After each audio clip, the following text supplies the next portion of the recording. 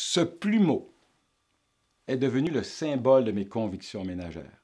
Et c'est avec ce plumeau que j'aimerais convaincre les hommes de faire un peu plus souvent des travaux ménagers et convaincre les femmes d'en faire un peu moins. Convaincre, avec ce préfixe « con », non pas ce que se disent parfois les enfants entre eux, mais ce beau préfixe d'origine espagnole « con » qui veut dire « avec ». Vaincre avec vous, vaincre ensemble un problème national, voire international, sinon universel, l'iniquité dans le partage des travaux ménagers entre les femmes et les hommes.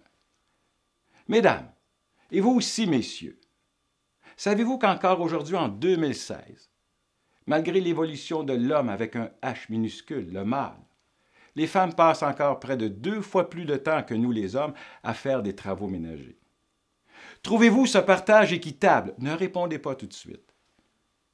Aimeriez-vous arriver à relever ce beau défi et mieux partager les tâches entre les F et les H? Dites-moi oui. Et devant ce beau oui que j'entends jusqu'ici, devant cet enthousiasme plus féminin que masculin, 2 questions. Pourquoi une telle inégalité? Et comment arriver à balancer? Non pas balancer les tâches à l'autre, mais les balancer de façon plus juste. Pourquoi? Il me serait facile, en tant que mâle, de vous donner une explication de macho et de vous dire, mesdames, c'est parce que vous travaillez trop lentement. Si vous faites vos travaux ménagers plus rapidement, vous allez arriver à égalité dans le temps avec nous, les hommes. Mais ici, à Toastmasters, nous nous élevons au-dessus des explications phallocrates. C'est pourquoi je vais baser mon propos sur un modèle scientifique, un modèle socio-motivationnel. Socio. Dans son excellent livre, Le cœur à l'ouvrage, théorie de l'action ménagère, Jean-Claude Kaufmann a interviewé plusieurs femmes pour leur demander ce qu'elles pensaient des travaux ménagers. Et c'est tout à fait au hasard que je cite les paroles de l'une d'entre elles, Madame Irénée. Le ménage, c'est un sacrifice, mais c'est aussi un plaisir. Plaisir émanant de la fierté. Plaisir sensuel des gestes, prélude à des jouissances attendues. Si je prends les propos de Mme Irénée et je les place sur une échelle de motivation, Mme Irénée sera au plus haut niveau de l'échelle, à l'échelon de la motivation intrinsèque. Échelon qui a comme principale caractéristique un langage intérieur positif. Prélude à des jouissances attendues.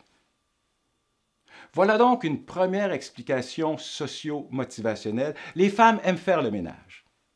Mais attendez, il y a une autre explication. Croyez-vous que les hommes se situent au même niveau que Mme Irénée en ce qui a trait aux travaux ménagers? Dites-moi non. Et pour les personnes qui ont répondu non, les thérapeutes conjugaux vous donneraient raison. Les hommes se situeraient au plus bas niveau de l'échelle, à l'échelon de la motivation avec un L apostrophe, amotivation, qui a comme principale caractéristique un langage intérieur négatif. Plusieurs hommes, au lieu de dire les travaux ménagers, se diraient intérieurement ménager les travaux. Toujours sur le plan du langage. Maintenant, le volet parole. Les femmes entendent bien le son sonore de la lettre V dans conviction ménagère. Mais l'homme, Homo sapiens, à force de zapper, serait devenu Homo sapiens. Et à force d'écouter la télévision, il en serait venu à confondre le son de la lettre V avec le son sourd de la lettre F. L'homme n'entendrait pas conviction ménagère, mais confiction. Fiction, comme si ces travaux n'existaient pas.